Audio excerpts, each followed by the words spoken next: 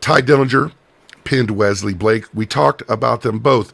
This particular match was for NXT television, not for the live event that came out on the network at the time.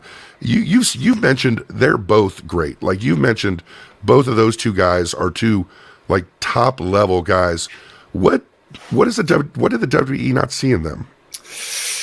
I think for so long, the phrase "good hand" has been at a detriment for talent, and it shouldn't be, and it never was meant to be. Someone said, for example, for years back in the 80s or whatever, someone would say, "Oh, let me work with George South. He's such a good hand." That was a compliment, and it should be a compliment.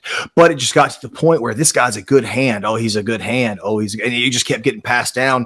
And someone said, well, Brad Armstrong, he was a good hand. He was a hell of a hand, man. He just didn't have it or whatever. You know what I'm saying? And it became almost an insult. But it should be taken with like a badge of pride. Though both those guys were incredible hands at professional wrestling. They looked great. They flawless in the ring, both of them.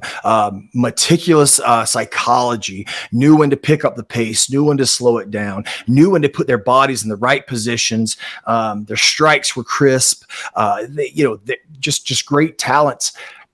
I think, and we've said it about, I think both of these guys, but I know for sure Ronnie, Ty Dillinger, they were just too nice to be in the WWE system. In the WWE system, you don't have to be cutthroat like some of the producers that we may have talked about earlier in the show.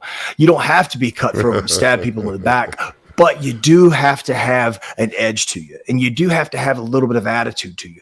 And I think you got to fight for yourself too. You got to fight for yourself, yes. And I think those guys were just two guys who were so nice and so sweet, and just wanted to do good in wrestling, that they probably slipped through the fingers or slipped through the cracks of the WWE because they weren't they weren't so hard-headed and weren't so abrasive.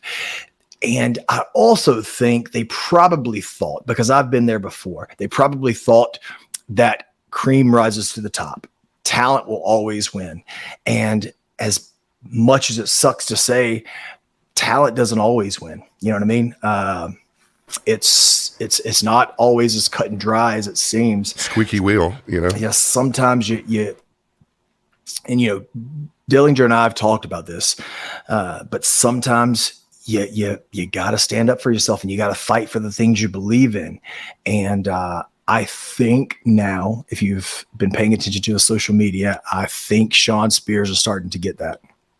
And it's an interesting thing in WWE, especially developmental, where it seems the only way to get real success is to be loud and abrasive and stick up for yourself in a system that completely discourages that. Not just a system, but a whole company that discourages that. Like on the surface, they discourage that. You know what I mean?